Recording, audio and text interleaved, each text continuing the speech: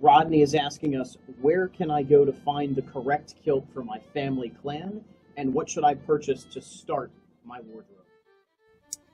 There's a lot of different ways to answer that one. Yeah. Okay, go ahead.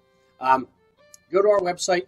Near the top of the page, you're going to see the little search icon. Search on the name, and if nothing comes up, then search on alternate spelling. So if you're a Douglas, try putting in Douglas with 2 S's on the end, or McDonald versus MacDonald.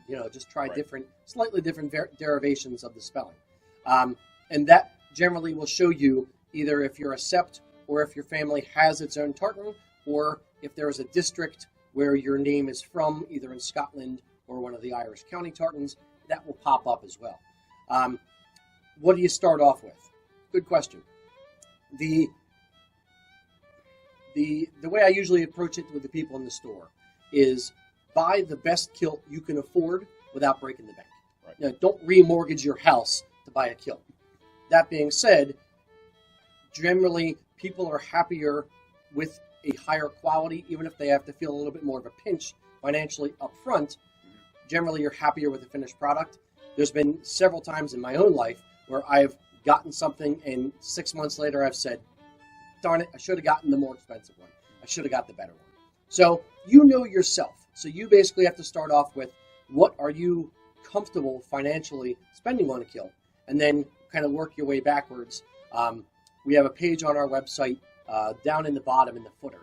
There's a page that actually describes which kilt is right for me.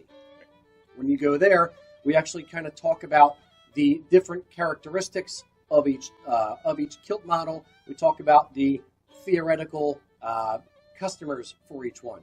If you're a highland athlete or a runner, you may want to look at our casual kilt, which is machine washable. It's less expensive. It's a little bit lighter, if that kind of thing. So I'd say kind of do a little bit of research, figure out what you want to spend or you're comfortable spending on it, and then work backwards from there.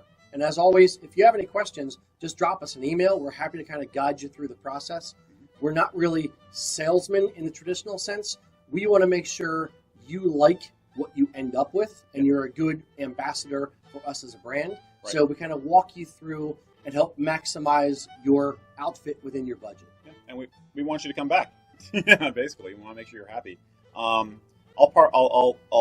augment that a tiny bit by saying we have a fair number of clans in the polyviscose fabric range, which are the more affordable, lower end kilts. If for some reason you are not one of those clans or a sept of one of those clans, but you still want to represent the clan, but you still want to keep it on a super low budget or do the athletic thing, remember you can go with a tartan based on color choice or go for a universal tartan and then add on some clan crest accessories so you are still representing the clan but keeping it, low key budget wise. And then it's like eating peanuts with kilts. So basically you just add things onto your collection as you go.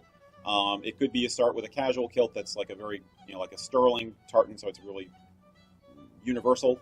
But you have, your clan crest kilt in, your clan crest belt buckle, and that gets you by until you decide to get the wool tartan kilt in your family tartan that you really, really want. So, that's all I would say. Mix it up if you have to. Absolutely. And then at that point, keep in mind, you can relegate the less expensive kilt to pub crawls and to events where you're going to get, beer spilled on yourself or it's going to be muddy or whatever, and then save your nice wool kilt for more formal or for nicer occasions or for indoor functions where you're really not going to get messy. Yep. True that.